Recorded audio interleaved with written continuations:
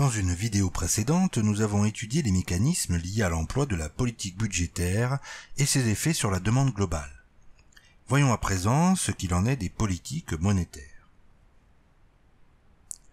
Les politiques monétaires sont des politiques conjoncturelles qui ont pour objectif d'orienter l'activité économique en régulant la masse monétaire, c'est-à-dire en contrôlant la quantité de monnaie en circulation. Ce contrôle est important.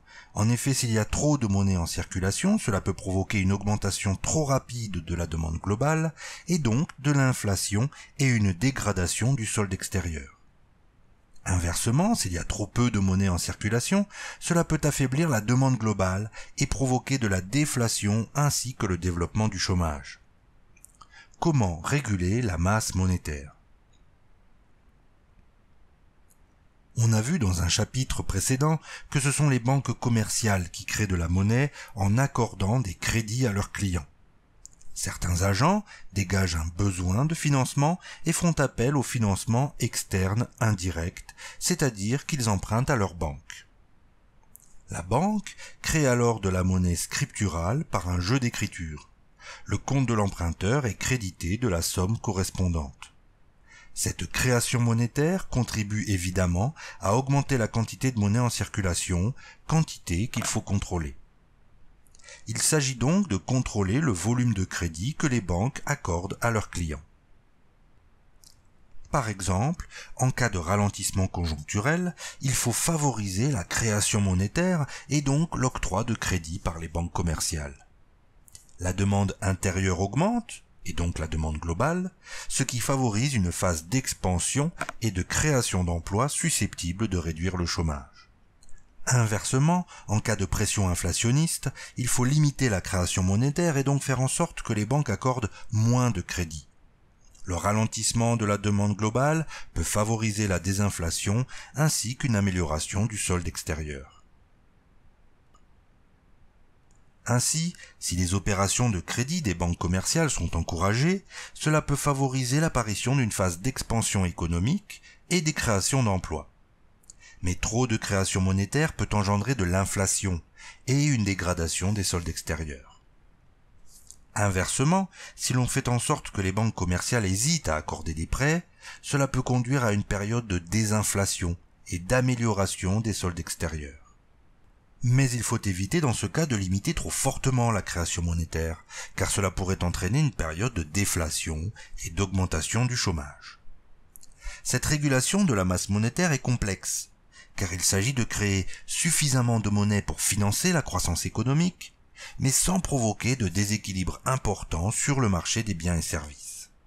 La Banque centrale, que nous avons déjà présentée dans un chapitre précédent, peut réguler la masse monétaire en essayant de contrôler le volume de crédit octroyé par les banques commerciales. Au sein de la zone euro, c'est la BCE, Banque centrale européenne, qui est en charge de la politique monétaire. Supposons qu'un ménage emprunte auprès de sa banque pour acheter une maison. La banque commerciale crée cette monnaie qui est aussitôt dépensée par le client qui verse la somme correspondante au vendeur de la maison en question. Le vendeur dépose son chèque sur son compte, mais sa banque n'est pas la même que celle de l'acheteur. La banque B va créditer le compte de son client, mais elle va demander à la banque A de lui transférer la somme correspondante en monnaie banque centrale. Or, la banque A ne crée pas de monnaie banque centrale. Pour régler sa dette, elle dispose de plusieurs solutions. La première solution pour la banque A consiste à débiter son compte à la banque centrale, qui joue le rôle de banque des banques.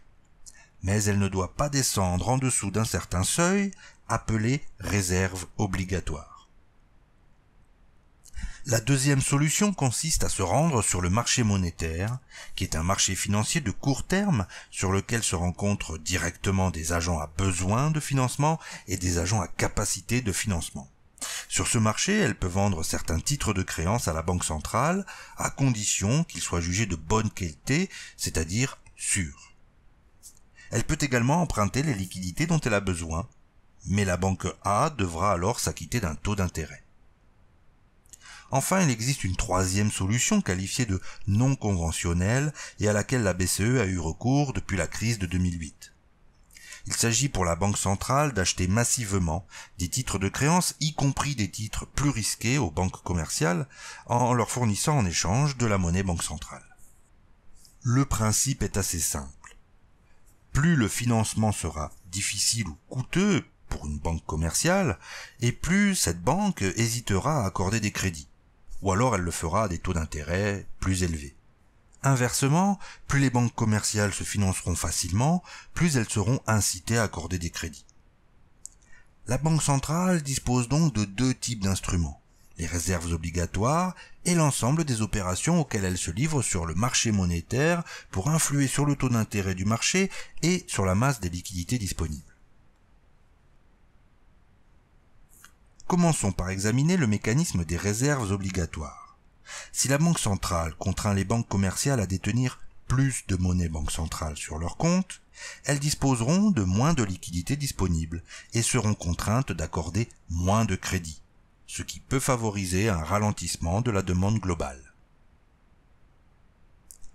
Inversement, si la Banque centrale réduit les réserves obligatoires, la banque commerciale peut débiter plus facilement son compte, ce qui facilite l'octroi de crédits aux agents économiques et donc favorise l'augmentation de la demande globale.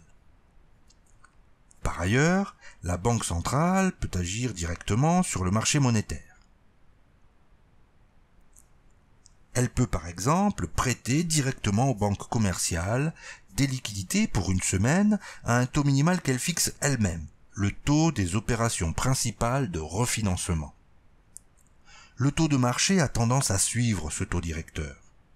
La baisse de ce taux incite les banques commerciales qui disposent de liquidités et qui sont en concurrence à diminuer le taux auquel elles vont prêter ces liquidités à d'autres banques commerciales. Inversement, si ce taux directeur augmente, alors les banques qui disposent de liquidités en profitent pour demander une rémunération plus importante. Le taux de marché fluctue autour du taux des opérations principales de refinancement en suivant ces évolutions. Ainsi, si la Banque centrale veut réduire le volume de crédit accordé par les banques commerciales, elle augmente son taux directeur, et le taux d'intérêt du marché suit cette évolution, ce qui renchérit le coût du crédit pour les banques commerciales qui répercutent ce coût sur leurs clients. Et les crédits diminuent, ce qui contribue à ralentir la demande globale. C'est ce qui se produit dans la première phase de notre graphique.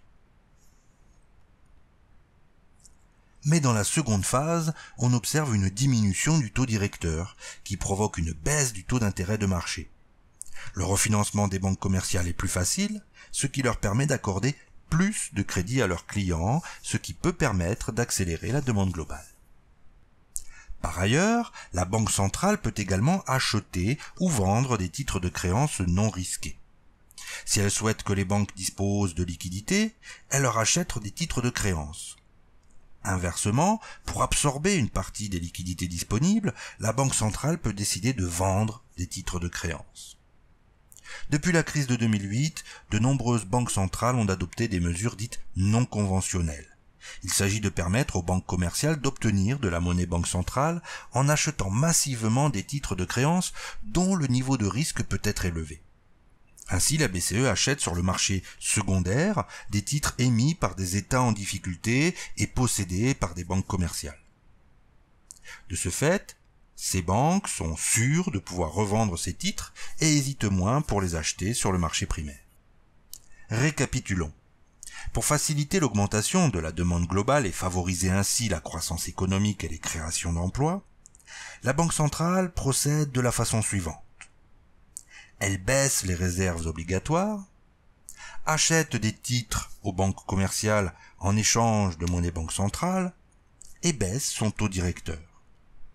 Bien sûr, pour lutter contre l'inflation et la détérioration du solde extérieur, la Banque centrale fait le contraire.